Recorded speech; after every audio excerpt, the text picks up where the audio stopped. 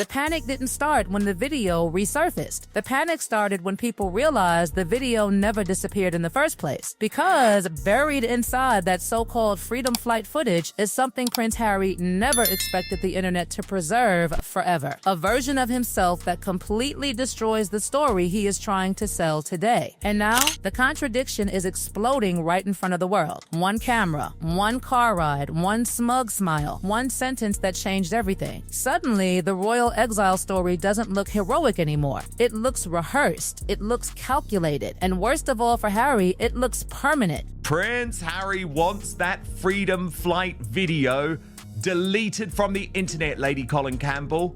He says we should never see it again. We should just pretend that he never made all of these ludicrous claims.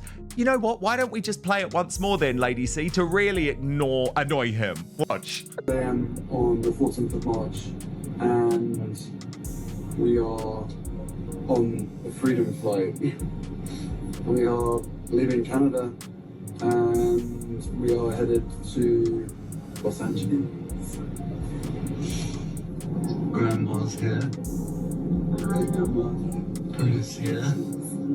That footage has become radioactive because it captures a moment Harry can never take back. You can hear it in his voice. Relief, excitement, celebration, not sadness, not confusion, not heartbreak. He sounded like a man escaping captivity. Meghan sitting there like the architect of a brand new future. Doria quietly present in the background as if witnessing the beginning of an operation they believed would rewrite royal history forever. Harry literally called it the freedom flight. Think about that phrase, freedom, flight. Those are not the words of a man reluctantly stepping away from duty. Those are the words of someone thrilled to escape it. And now suddenly reports swirl that Harry wants the video erased from the internet. That is where the real scandal begins. Because nobody tries to bury evidence that helps their story. People only bury things that expose them. And this video exposes everything. For 5 years, Harry and Meghan built an empire around one emotional narrative. They wanted the world to believe they fled a cruel institution, escaped unbearable suffering, and courageously chose peace over palace life. That narrative became their currency. Interviews, Netflix, memoirs, podcasts, conferences. Sympathy became business. Trauma became branding. Victimhood became content. But now, something has shifted. Suddenly, Harry is appearing in war zones talking about royal duty again. Suddenly, he speaks as if he is still part of the institution he once described like a prison. Suddenly, the man who fled monarchy wants credit for monarchy again. And that is where the freedom flight footage becomes devastating. Flight video in particular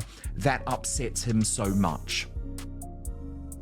Well, it was a bold statement of the fact that he had been imprisoned, that he had been born into a prison, that he had been brought up in a prison, and that under Meghan's ministrations and her enlightenment, he had managed to escape from the prison. Because both versions of Harry cannot exist at the same time. Either royal life was unbearable imprisonment, or it was the sacred duty he was born to fulfill. Which is it? The internet noticed the contradiction instantly. The same man who once celebrated freedom from the monarchy is now trying to stand beside its image again whenever global attention appears. That is not growth, that is narrative collapse. And Meghan's role inside all of this suddenly feels impossible to ignore. The language Harry used back then painted her almost like some revolutionary figure who awakened him. He framed her arrival in his life as enlightenment, escape, liberation. But critics now see something darker in hindsight. They see a prince who walked away from one institution only to become trapped inside another machine entirely. A commercial machine, a publicity machine, a permanent content cycle where every emotional wound has financial value. Studying the waters,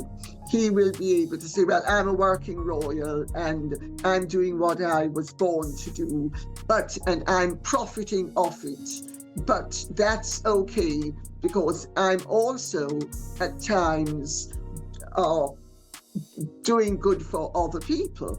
Well, I'm sorry, that's not what being a royal is about. That is the detail people cannot stop dissecting. Harry keeps using royal identity while simultaneously monetizing distance from the royal family itself, speaking fees, corporate appearances, fashion partnerships, media deals, retreat branding. Every move wrapped in royal dust while denying royal responsibility. Critics say it is not service. It is business disguised as service, and the public is starting to notice the difference. Then came the People magazine cover situation, and insiders immediately smelled strategy. Timing in celebrity media is never accidental. Never. While King Charles and Queen Camilla were making headlines during a major state visit, suddenly Harry and Meghan dominate attention again through carefully placed publicity. Coincidence? Nobody believes that anymore, especially not royal watchers who have spent years observing this endless shadow war between California and Kensington. We saw from that article, Lady C, was again total delusion from Harry and Meghan, but an acknowledgement from within Buckingham Palace that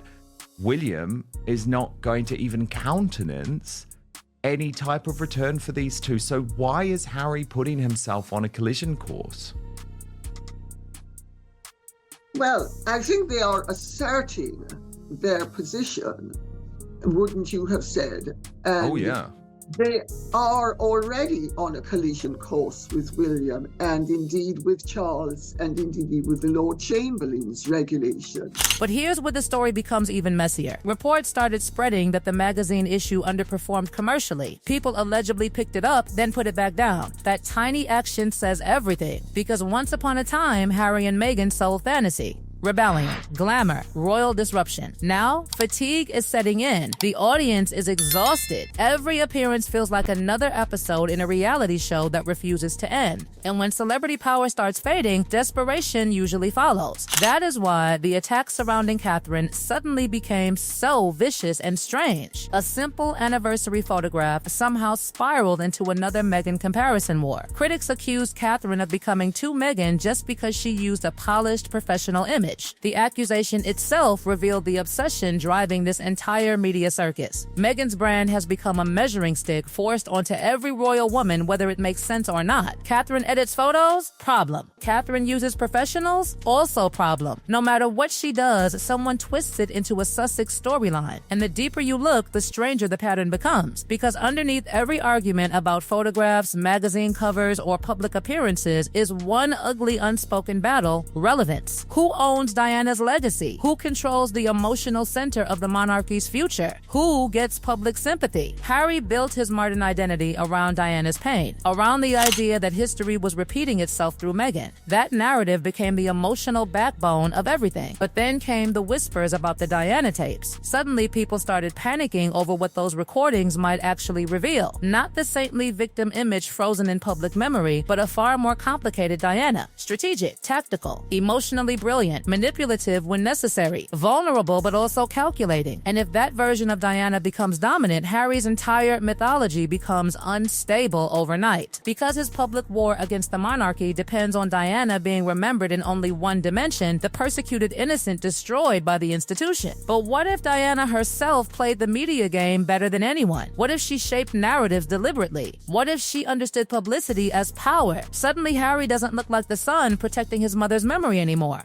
Suddenly, he looks like someone repeating her tactics without understanding the consequences. And that possibility terrifies people around the Sussex operation, because once the public starts seeing patterns instead of emotions, the illusion weakens fast. That is why the Freedom Flight video matters so much. It is raw, unfiltered, honest in a way later interviews are not. Harry was euphoric. He was not forced. He was not trapped. He was not confused. He believed he was escaping forever. Now suddenly that same footage has become dangerous because it collides headfirst with the newer version of Harry, the version trying to reclaim royal seriousness while still cashing commercial checks. And the internet never forgets contradictions. That is the real nightmare haunting Harry right now. Not the video itself, the permanence of it, the fact that digital memory does not care about rebranding campaigns. The footage exists, the words exist, the emotion exists, frozen forever in that car ride where Harry smiled like a man finally escaping the the very institution he now claims still defines his purpose. And maybe that is why the panic feels so visible now, because deep down, Harry knows something brutal. The world can forgive scandals. The world can forgive mistakes, but the internet rarely forgives contradictions caught on camera. And the deeper this entire saga goes, the more it starts looking less like a simple royal family dispute and more like two competing realities fighting for dominance in public view. On one side, you have the archived record, the interviews, the speeches, the documentaries, the memoirs, the emotional declarations captured forever on camera. On the other side, you have the constantly shifting rebrand effort trying to reshape what all those moments supposedly meant after the fact. That is why this story feels so explosive right now. It is no longer just about Harry and Meghan leaving the monarchy. It is about whether the public still believes the explanations they continue giving for why they left and what they actually want now. Because look closely at the timing of everything happening around them lately. The monarchy appears more stable than expected.